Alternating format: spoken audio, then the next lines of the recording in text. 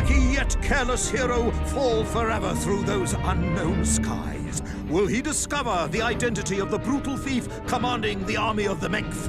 What chance does he have of ever returning to his beloved homeland? How long can the general's patience last? All of these questions and more will definitely be answered in the next exciting episode of Little Orpheus!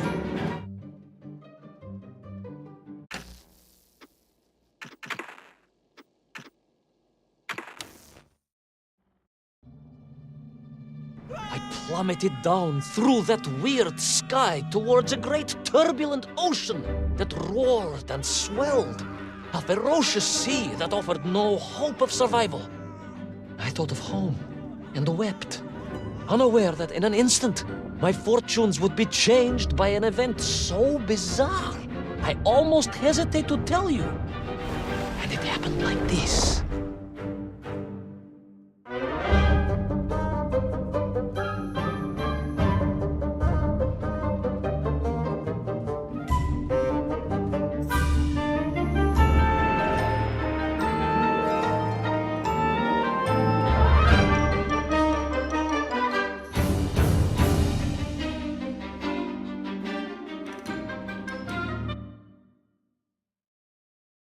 A giant whale? It was huge, General. You were swallowed by a giant whale. Yes, General. You look remarkably well for a man who was swallowed by a whale. I am blessed with a strong constitution, General.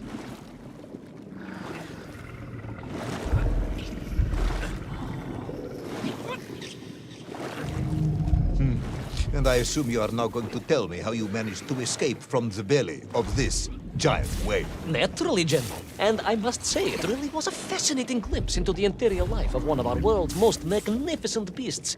I consider myself a wiser man after this experience.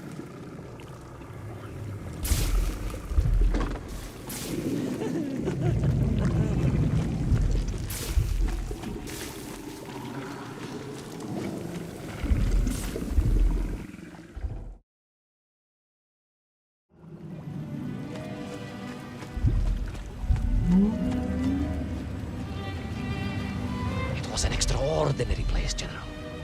I could perhaps deliver a lecture on the subject to Moscow University's Zoological Society, if you like. I only want to help. The Moscow University Zoological Society has, I suspect, better things to do than listen to the ramblings of a man who claims he was swallowed by a whale.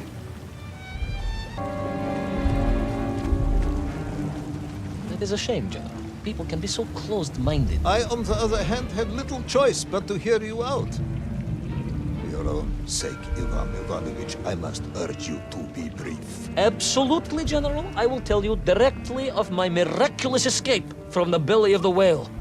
You simply won't believe what happened next. That is becoming a dangerously overused phrase, comrade.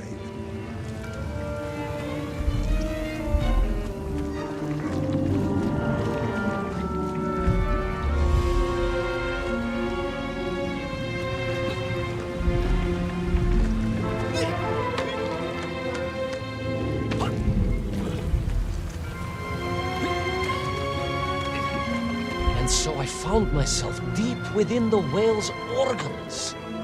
A strangely beautiful place. A sort of fleshy wonderland. A glade of polyps and globules. A landscape as awe-inspiring in its way as the forests and mountains of Altai. Oh, my home, General, that I yearned and longed for, and only hoped, as I hope now, that I might one day see again. I think we're all longing for home at this point. Oh, with warm slippers, a mug of steaming Spitzin, and a roaring fire. Not far from home, trapped inside a monstrous fish with only the strange and evil-looking worms that infested its gut for company. With only one's dedication to one's country and mission to keep one from falling into despair. But no, General, I could not. I had to escape, to find little Orpheus and my way back to the surface and home.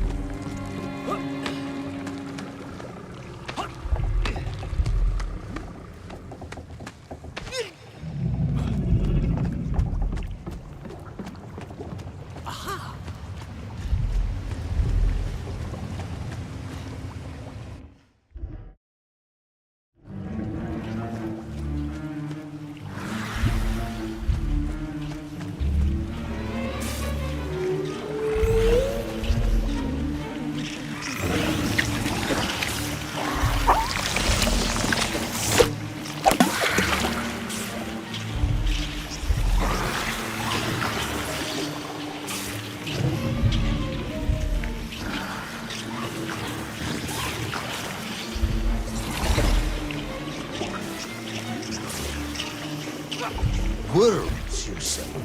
Living inside the whale. Oh, they were horrid things, those worms, General. And most unwelcome, I would say. Parasites.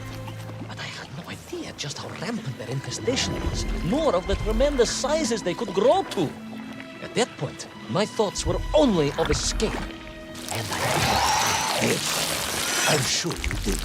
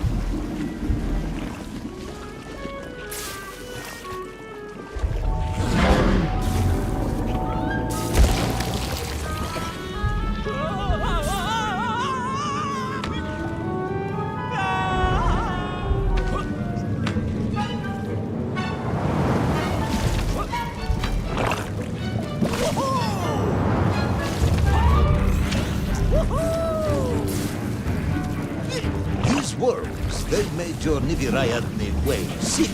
Wherever they attached themselves, the flesh began to turn gray and die. It was a truly distressing sight. I resolved myself to assist the whale by removing the leeches wherever I could find them during my escape.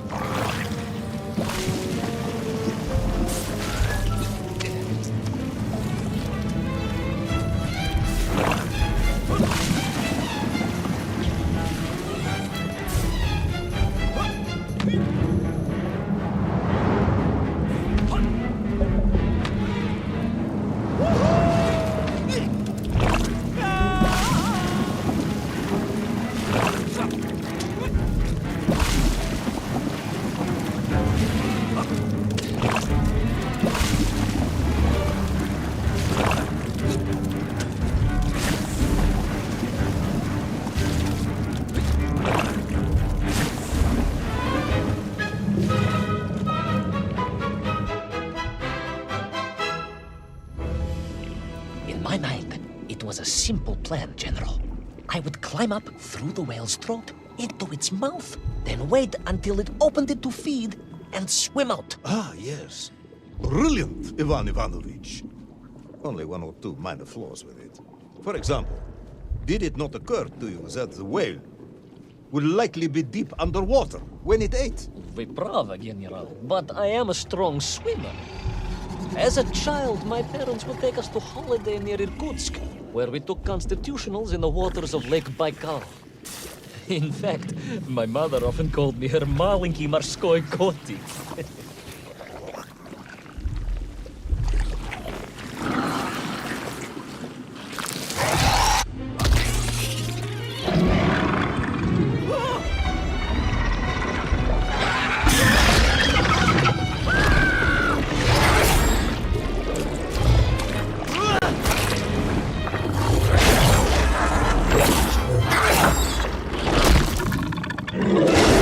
A giant worm for a giant whale, huh?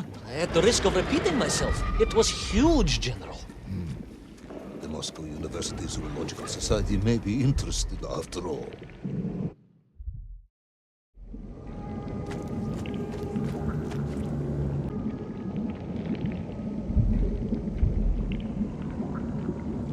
let us take a moment, Ivan Ivanovich. Your ridiculous plan to escape through the mouth of the whale failing, you would now have me believe you had embarked on some misguided crusade to free it of the worm infestation. To what end, exactly? When one suffers, we all suffer, General.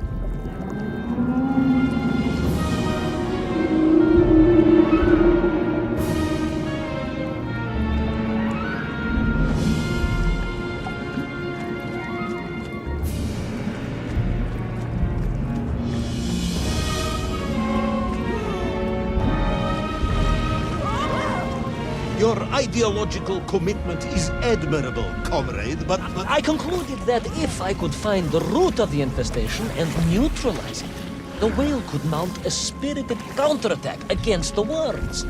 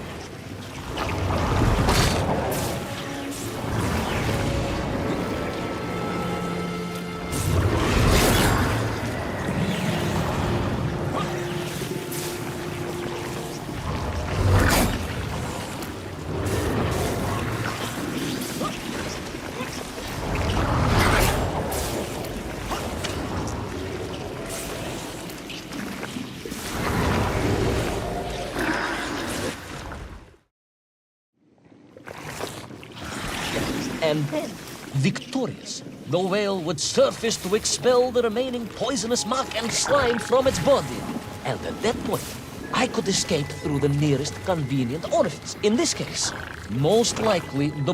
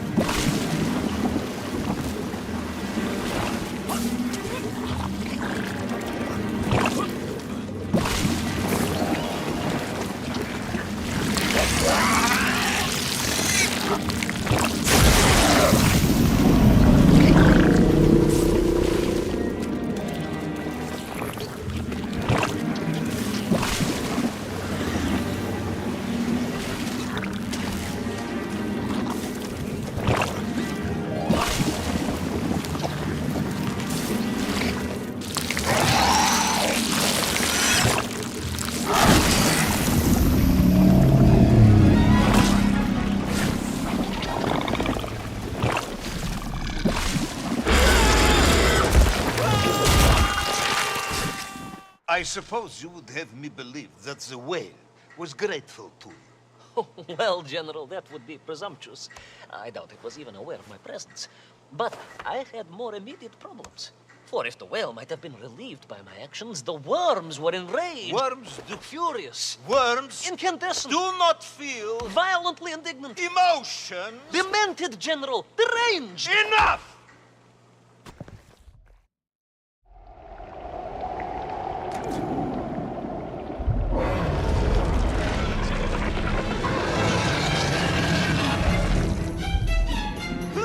Where is little Orpheus? Where is my bomb? Unless you are trying to tell me the whale smoked that as well. No, it did not, General. That would be absurd. No, Ivan Ivanovich, you are absurd. Your story is absurd. This whole ridiculous fairy tale is absurd.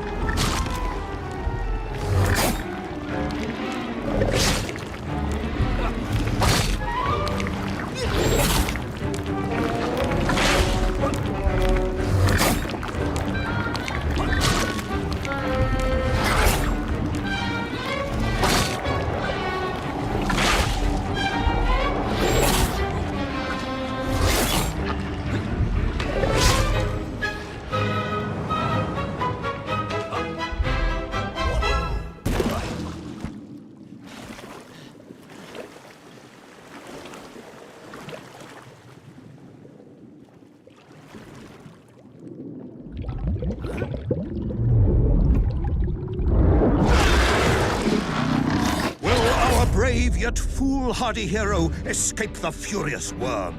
Will he be doomed to spend his days trapped in the innards of a bad-tempered cetacean? Where is the whale swimming to in such a rush, and what will it do when it gets there? Is the general about to lose his temper and order the cosmonaut shot? All of these questions and more must surely be answered in the next exciting episode of Little Orpheus!